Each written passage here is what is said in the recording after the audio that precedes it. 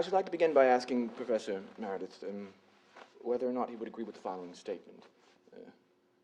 Most people don't care about art. And in consequence, are, well, first of all, egotistical, and by dint of that egotism, relegated to almost complete obscurity, about as well known as, say, the local television meteorologist, at best.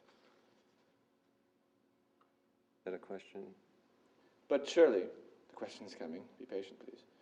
Surely the writings of Manfredo de Fury remind us that whether or not we are concerned or depressed as of yet about the current state of our perhaps we had better be. Would you agree? Well, and if you yes. do agree, and concede that is true, would you not also agree that we are all of us as a society conditioned to make certain purchases that have no purpose, that lack integrity? Well, beauty, if I may say, is a standard of value and taste. It is, as David Hume suggests in his Of the Standard of Taste, a book which I am not sure you have read. And I quote here, quote, "The confirming of one sentiment and the condemning of another," end quote. That is to say, taste is always moral judgment. It is always alienating. It is always cruel.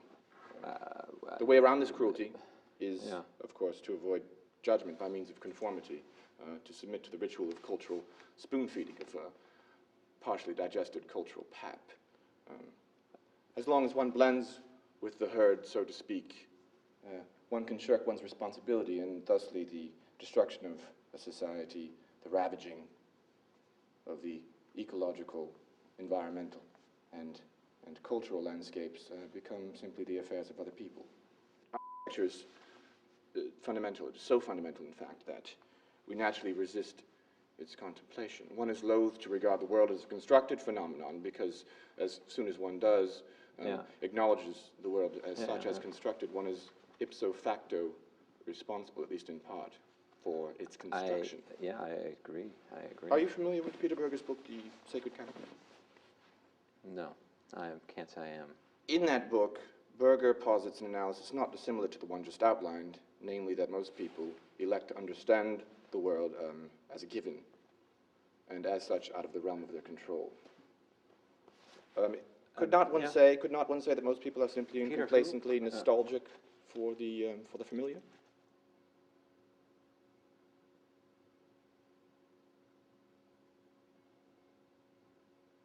Although one might hasten to add that architecture does not require a belief in buildings as such.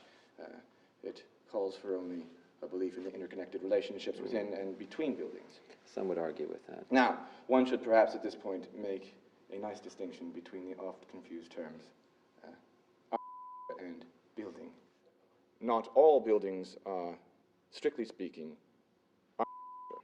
Buildings, it's a distinction made by people. Now these people are fickle and they situate the work within a context of previous and within the context of current social production. Architecture, one might say, is an effect. And to appreciate this effect requires a certain amount of work. Contrarily, other effects are glaringly obvious. What is deemed architecture is a function of a momentary focus or reflection of a culture, and ultimately the discourse of that culture, that discourse of a culture with other cultures, with itself such as it is at the given moment, or with itself such as it was, or may be, or might have been at different points in its history. One might say, is a figment, a fleeting mass of self-consciousness. Well, some would argue with that, I think.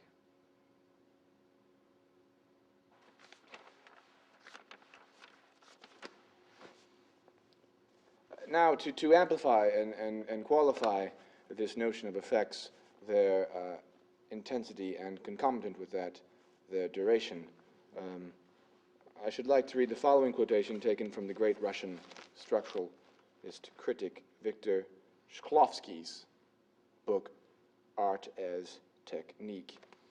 I quote, In studying poetic speech in its phonetic and lexical structure, as well as in its characteristic distribution of words, and in the characteristic thought structures compounded from the words, we find everywhere the artistic trademark. That is, we find material obviously created to remove the automism of perception. The author's purpose is to create the vision which results from that de-automized perception. A work is created artistically so that its perception is impeded, and the greatest possible effect is produced through the slowness of that perception. As a result of this lingering, the object is perceived not in its extension in space, but, so to speak, in its continuity. End quote. What we have here, of course, is a description of the process Shklovsky coined defamiliarization, which is, of course, a mode of literary construction, but which is, I think you must agree, applicable to our discussion here this evening. I quote it here to stress the importance of naming in perception in general, but especially as concerns. One has only to call something, Well, I haven't finished, to be considered as that is the only criterion.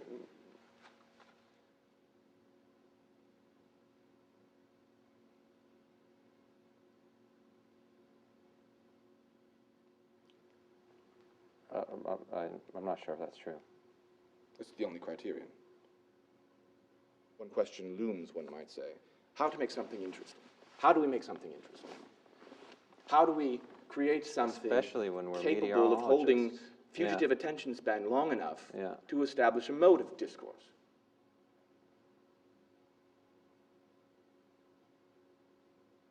That's a tough question. Please let me develop this line of thought. Architecture's attempt to create some sort of momentary sense of order by providing an alternative to, albeit still within, the confusion, which is to say, reality.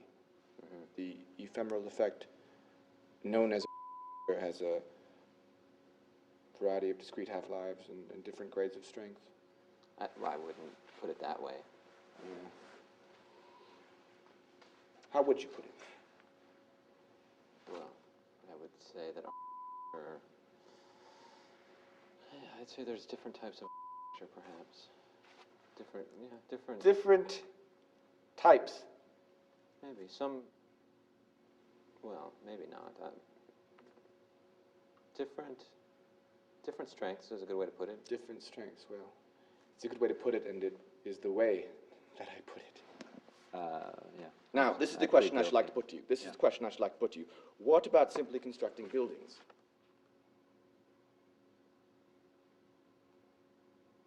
The conscientious production of it would be well-made, durable, yeah, that would comfortable, economical buildings that are simply and not no. Yes, you want buildings that are simply but not discourse.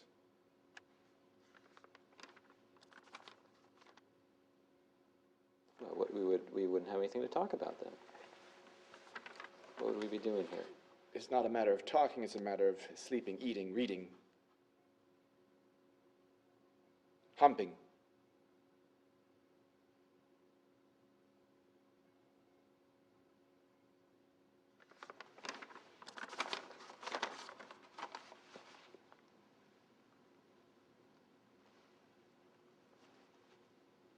Okay. Okay. Well, perhaps buildings are not. 99% of don't produce, as we have defined it here, they produce buildings.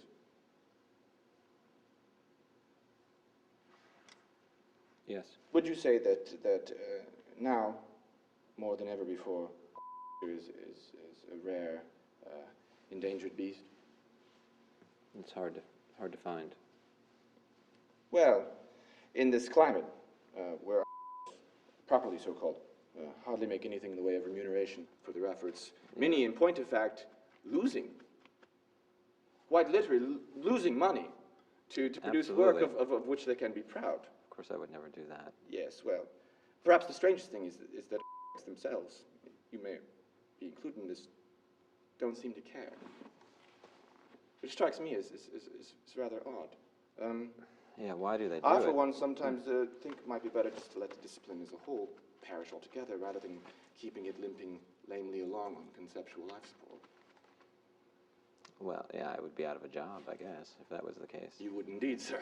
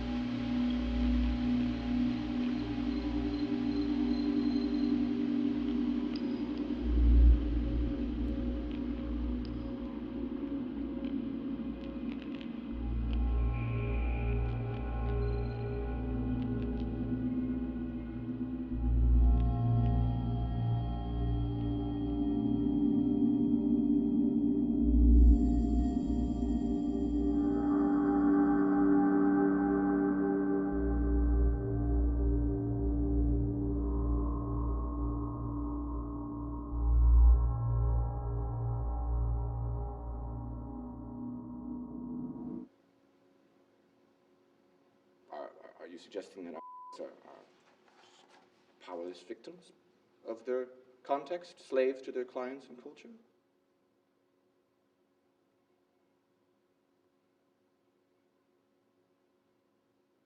Some are.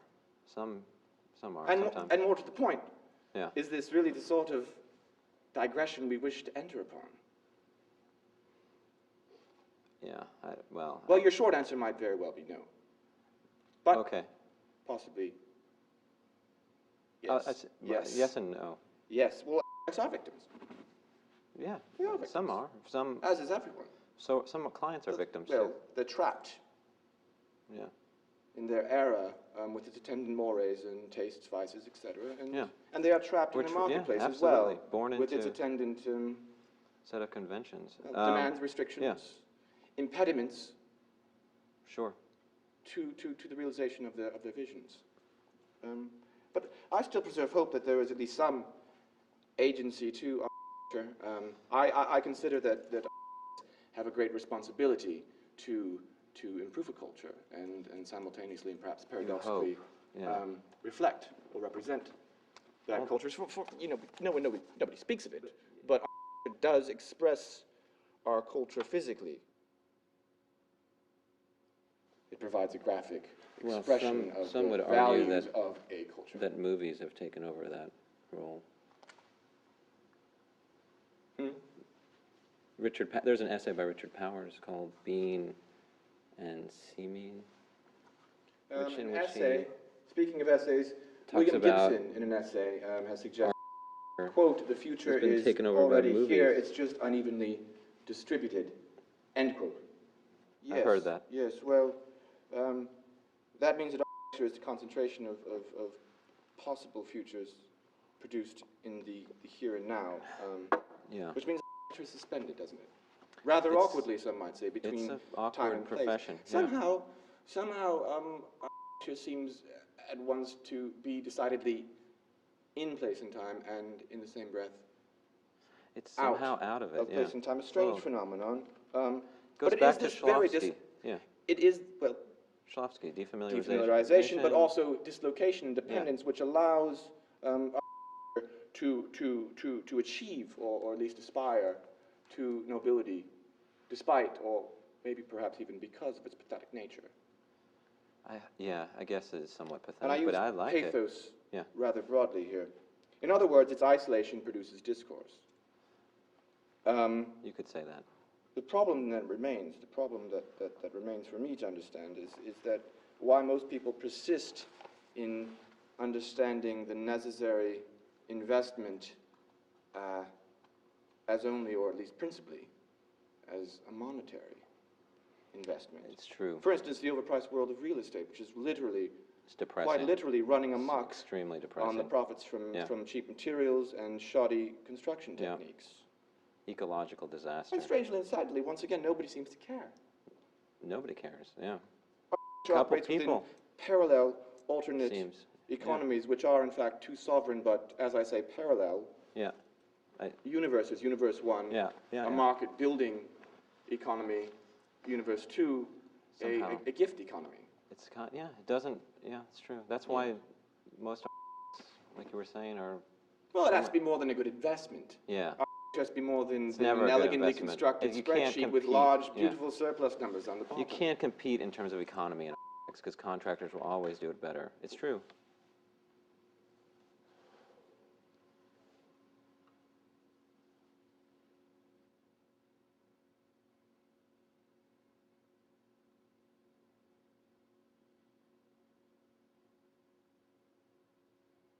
There's a gift. There's a gift whose value cannot be absorbed easily into the marketplace, and even when it is absorbed easily into the marketplace, its value is not always a monetary one. Well, once it's absorbed, it's probably not sure. Maybe. What? Never mind. Very well. But what of the utopian dream of public housing? The vision of the great modernist slab of concrete that was supposed to be so efficient, healthy, romantic even. Well, I mean, surely these have proven, these same urban Shangri-Las have proven to be domestic nightmares for many people living in or around them. Somehow, always seem to get it wrong, don't they? Well, I don't think we can blame for everything. Well, I'm not trying to blame anyone here. This is a discourse. But at the same time, isolation, alienation produces discourse, which I think we've established.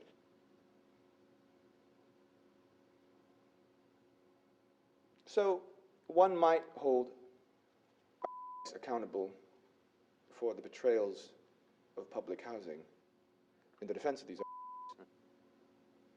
Utopian visions are always both frightening and wonderful. Absolutely. Because they are totalizing. They're a totalizing vision. Still, times change, and different approaches seem appropriate at different intervals. But art is really about unifying something, if only for a moment. It's a matter of, well, an analogy is you and me, or indeed our studio audience. Everyone here, I would suggest, and you must agree, that aspires to be different, to be singular, to be unrepeatable. Completely different. Our is the same way. Yeah. Maybe not completely, though. I don't know if I want to be completely. Well, because just you couldn't see the even general talk. point. You I'm couldn't just have a trying to make an conversation. analogy. I'm trying to make an analogy that is the same way. Yeah. It wants to be an individual. It wants to be different. But if it was so different, we wouldn't be able to have any conversation. It hopes to be better. Yes. Yes. However, I would ask you in return. Yeah. Aren't human needs universal? Haven't we been living in essentially the same fashion for, well, for generations. I don't know. Or, I don't know. or now just calm down a moment. Yeah, okay. Or, have we been changing? Have we been changing? Does each generation need to express itself in its own way? I think so. A little bit, yeah. I think so. I think so too. I think each generation needs to find its own expression. I think each generation has a fundamental human desire to be different, to create some sort of narrative of progress. Each generation needs its own manifesto. For those of us, come on in. Just. Each generation needs its own architecture manifesto, a galvanizing theme song to which to bob its head.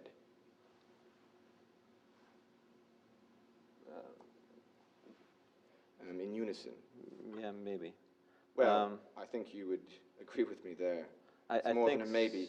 Yeah. Unfortunately, there isn't a formal paradigm for manifesto rhetoric, a simple reusable formula which requires only the insertion of new pronouns, transitive verbs, demonstrative adjectives, leaving one only to shout "Viva la Revolution."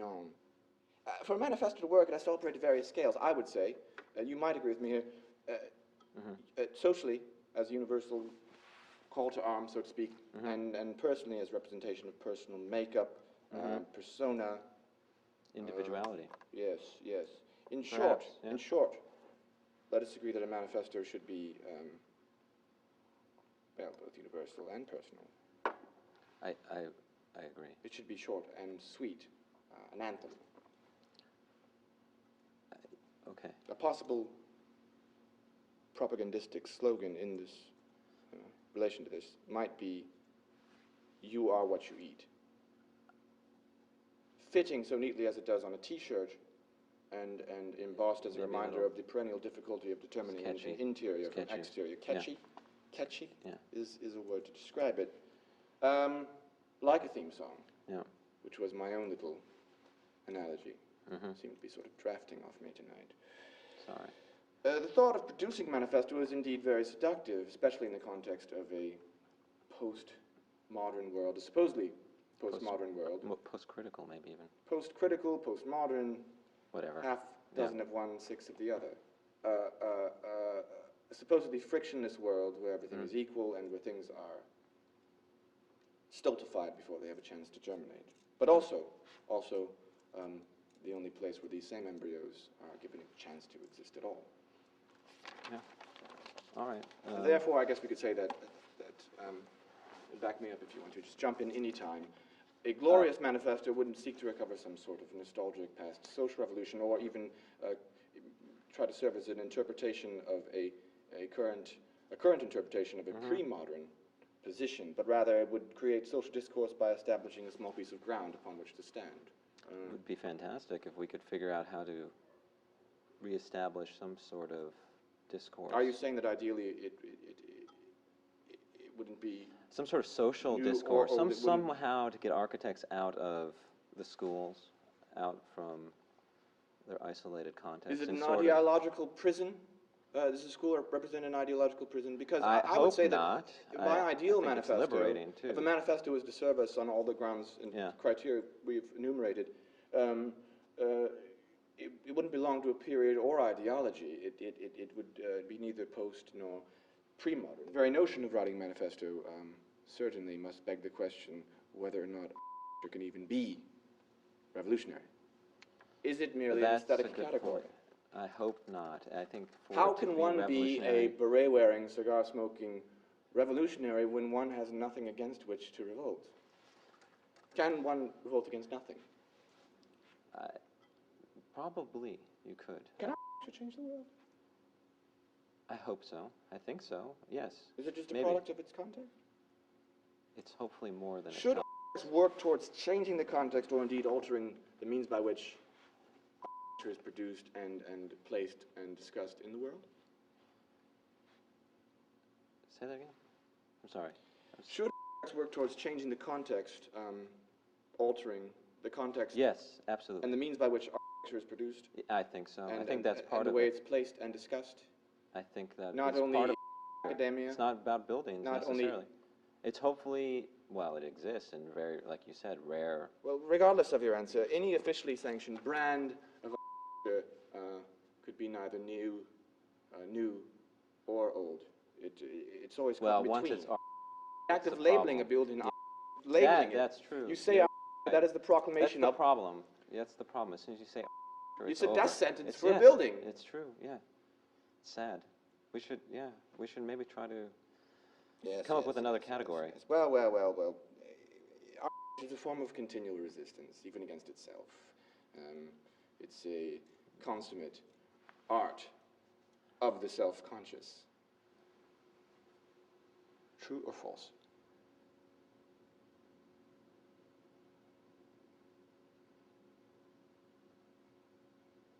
I think so. Yes, true. False. True. Read the True. instructions, Michael. Circle 1. We have a very healthy dialectic here tonight, quite clearly. So, perhaps we should simply agree to disagree, or if you like, to disagree, to agree. Let me say in closing that building anything is an epic struggle between competing forces, both social, intellectual, what have you. The epic struggle of art here is both heroic and pathetic, and probably more of the latter than of the former.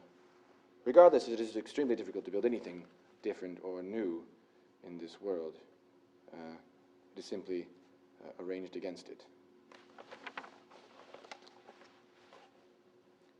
In 1903, George Bernard Shaw opined, quote, Are you sure it wasn't 1904? "The reasonable man adapts himself to the world. The unreasonable one persists in trying to adapt the world to himself. Therefore, all progress depends on the unreasonable man," end quote. If we follow that logic, all architects too could be said to be unreasonable. However, the difference is that architects feel compelled to express their unreasonableness reasonably to people who may or may not be Or they reasonable, need to find unreasonable. or unreasonable in their own fashion. Within self-regulating fields of forces, there is one salient paradigm for action. I speak, of course, of the Japanese martial art known as karate, which translates roughly as the empty hand. As in karate, so as in one must learn to work with the opposing force, and at one and the same time, to work against it, to use itself against itself. I submit finally that to become an architect is to be exiled to obscurity.